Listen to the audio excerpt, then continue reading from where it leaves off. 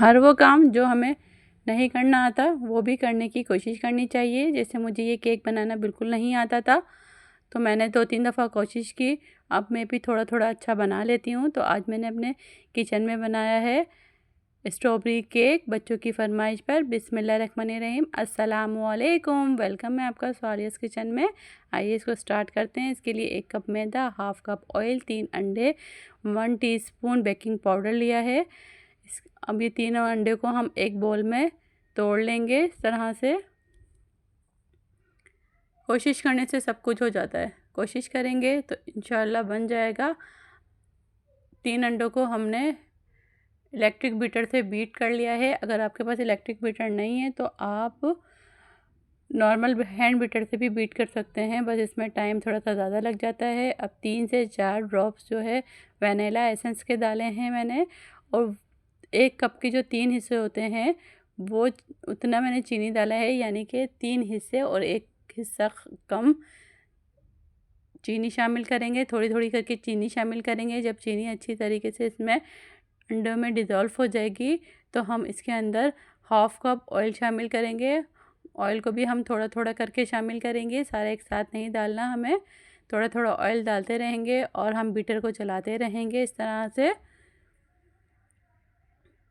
पहले मुझे भी बहुत डर लगता था केक बनाते हुए, लेकिन अब ये है कि थोड़ा बन जाता है। आप लोग भी इस तरह से बनाने की ट्राई कीजिएगा, इंशाल्लाह आप लोगों से भी अच्छा केक बनना स्टार्ट हो जाएगा। पर अब मैंने मैदा लिया है 1 कप। जो मैदा लिया था वो 1 कप मैदा और 1 टीस्पून बेकिंग पाउडर है। ये मीठा सोडा नहीं है, बेकिंग पाउडर है। मैं सिर्फ बेकिंग पाउडर डालूँगी इसके अंदर। अब इस तरह से बेकिंग पाउडर को हम छानते रहेंगे और स्पैचुला की मदद से हम इसको हल्के हाथों से बिल्कुल मिक्स करते रहेंगे। थोड़ा थोड़ा मैदा डालते रहेंगे छान छान कर। मैदा छानना बहुत ज़रूरी है। मैदा छानेंगे और इसको इस तरह से हम मिक्स करते रहेंगे। सारा मैदा हमें एक साथ नहीं डालना, थोड़ा थोड़ा मैदा डालेंगे थोड़ा, ताकि ये जो हमारे अंडा फ्लफ़ी हुए थे ये इसका झाग बैठ ना जाए। बस इस तरह से सारा मैंने मैदा डाल दिया है इसमें और इसको खूब अच्छी तरीके से मिक्स कर लेंगे। बस इस तरह से हल्के हाथ से हमें इसको मिक्स करना है। जब ये इस तरह से मिक्स हो जाए, ये देखें ये इस तरह से मिक्स हो चुका है, बस ये तो समझे हमारा ये बैटर तैयार है। हम जो है एक केक मोल्ड लेंगे। अगर आपके पास केक मोल्ड नहीं है तो आप भगोने में भी बना सकते हैं। कोई भी भगोना लें, उसको ग्रीस कर लें, उसमें पेपर लगाइए और ये जो हमने केक का बैटर तैयार किया था वो बैटर हम इसके अंदर शामिल कर लेंगे, सारा मोल्ड में डाल देंगे। मैं बगैर ओवन के, मेरे पास ओवन नहीं है तो मैं बगैर ओवन के बना रही हूँ। बगैर ओवन के भी इतना अच्छा बन जाता है कि जैसा लगेगा कि हमने ओवन में ही बनाया है। बस इस तरह से 2-3 दफ़ा इसको टेप करेंगे। एक पतीला लेंगे, उसके अंदर नीचे नमक बिछा देंगे और उस पे स्टैंड रखकर पहले से इसको प्री हीट कर लेंगे 10 मिनट के लिए। और इतना फ्लेम रखेंगे, हमें बहुत ज़्यादा ना कम रखना है और ना बहुत ही ज़्यादा रखना है, बस इस तरह से रखना है मीडियम फ्लेम पर। हम इसको 45 मिनट तक पकाएंगे। ये देखें कितना ज़्यादा फूल कर तैयार हो गया था मेरा केक।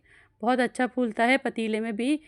1-2 दफ़ा लगता है कि नहीं फूलेगा, लेकिन फूल जाता है। बस इस तरह से 1-2 दफ़ा टैप करेंगे और आसानी के साथ ये डीमोल्ड भी हो जाएगा। ये देखें कितनी आसानी के साथ डीमोल्ड हो गया है। अब इसका जो हमने पेपर लगाया था वो पेपर भी मेरे पास नॉर्मल पेपर था, मैंने वही लगाया था। वो पेपर हम इसको इस तरह से उतार लेंगे पेपर को भी। अब मैं आपको चेक कराती हूँ। देखें कितना ज़बरदस्त स्पंज बन के तैयार हुआ है, कितना ज़्यादा सॉफ्ट है, बहुत सॉफ्ट बनता है और कितना फूला है, कितना फ्लफ़ी बना है। देखें ज़रूरी नहीं कि ओवन होगा तो हम केक बनाएंगे, हम बगैर ओवन के भी बहुत अच्छा केक बना के तैयार कर सकते हैं। हम इस टाइम इस केक को चाय के साथ भी सर्व कर सकते हैं, चाय के साथ भी खा सकते हैं बगैर क्रीम के। लेकिन बच्चे फरमाइश करते हैं कि क्रीम वाला ही केक चाहिए, तो इसके लिए मैंने क्रीम ली है, व्हिपिंग क्रीम ली है। 1 कप जितनी हम व्हिपिंग क्रीम ले लेंगे किसी भी ब्रांड की। मेरी ये व्हिपिंग क्रीम मीठी है तो इसके अंदर मैं शुगर शामिल नहीं करूँगी। अगर आपके पास फीकी हुई व्हिपिंग क्रीम है तो आप 2 से 3 चम्मच व्हिपिंग क्रीम में पीस कर चीनी शामिल कर सकते हैं। बस हमें इस तरह से क्रीम को अच्छी तरीके से व्हिप कर लेना है, बहुत अच्छी तरीके से।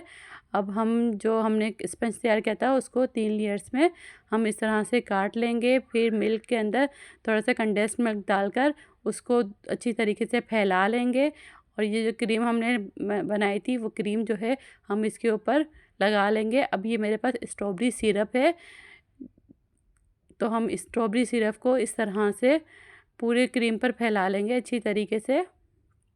पहले हम इस तरह से डालेंगे, फिर स्पैचुला की मदद से हम इसको इस तरह से क्रीम को पूरे में फैला लेंगे। इसी तरह हमें तीनों लेयर्स लगानी है केक की। मैंने तीनों लेयर्स लगा ली है। अब जो है हमें फाइनल कोटिंग करनी है। जिस तरह से क्रम कोटिंग हमें फाइनल करनी है इसको। बस हम जो भी आप जिस तरह से भी आपको सही लगे आप उस तरह से कर लें। मैंने इस तरह से कोटिंग कर ली है इसकी। बस आपको अब जो भी आपको डिज़ाइन पसंद हो, जो भी आपको समझ में आए वो बना लीजिए। और इतना अच्छा, इतना यम्मी सा, इतना खाने में इतना मज़े का बना था ये केक। बच्चों ने तो उसी टाइम खा के ख़त्म कर लिया था।